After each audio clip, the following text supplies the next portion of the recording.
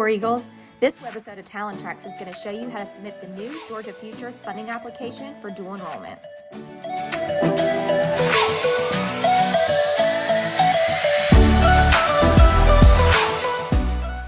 You'll first need to open up any web browser and navigate to the Georgia Futures homepage. The website is GaFutures.org. I'm first going to show how to submit the student portion of the dual enrollment funding application. If students are an existing dual enrollment student, meaning they've taken dual enrollment courses before, they should easily be able to get into their account. If they set up their accounts initially with me, their username should be their first name _ last name, and their password should be Eagles with a capital E, hashtag or pound 2017. If a student is a new dual enrollment student, meaning they've never taken any dual enrollment courses before, they'll first need to create a Georgia Futures account before proceeding to the following steps. Once you've logged into your Georgia Futures account, your screen should look like the one displayed. Notice on the left-hand side there's several blue buttons underneath the profile picture. You're first going to click on My Dual Enrollment Profile. The next page you'll be taken to is the dual enrollment section of the Georgia Futures website. From here, you'll click the blue Apply Now button on the right in order to begin the process of applying for dual enrollment funding for next school year. The next page gives you 4 options, but for this purpose, we need to click the first button that says Apply for Dual Enrollment.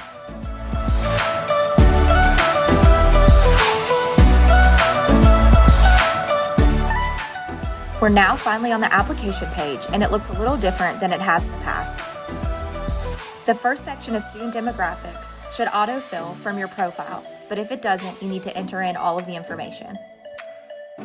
The next section is going to ask you about your high school experience, including the name of your current high school, the school year in which you intend to take dual enrollment classes, the grade level that you'll be in during that school year, and also the colleges that you plan to take dual enrollment classes through.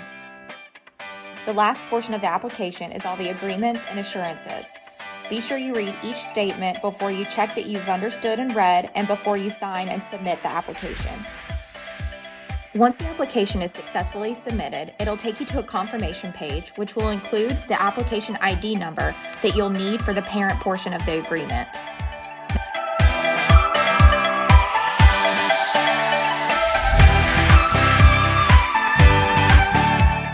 The next portion of this process is new to everyone, including existing dual enrollment students. In the past, students would log into their Georgia Futures account and submit their portion of the funding application for processing. Now, parents are also required to submit a parental agreement in order for a student to receive dual enrollment funding. Both the student and the parent agreement have to be submitted in order for a student to participate in the dual enrollment program. To complete the parent portion of this process, parents do not have to create a Georgia Futures account, but there are a couple of steps that you'll have to do to take you to the dual enrollment section of the Georgia Futures webpage.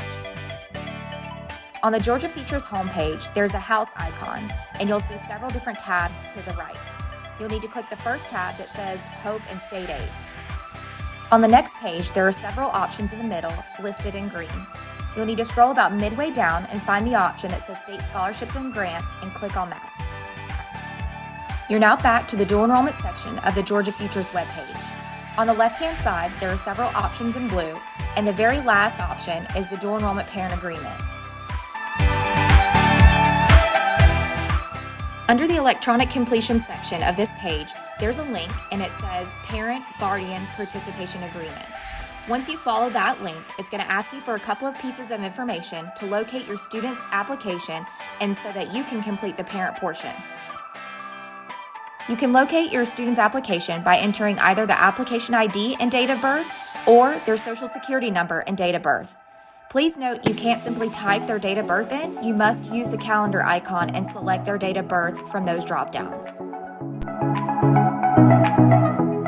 Once the application has been found, you'll be able to see the student's name at the top for verification and also the schools that they've indicated that they would like to take dual enrollment classes through.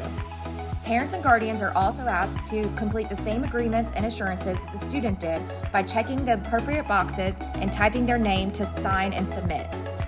Once both the student portion and the parent agreement have been successfully completed, the full dual enrollment funding application is now ready for processing by both the high school and any post-secondary institution that the student selected.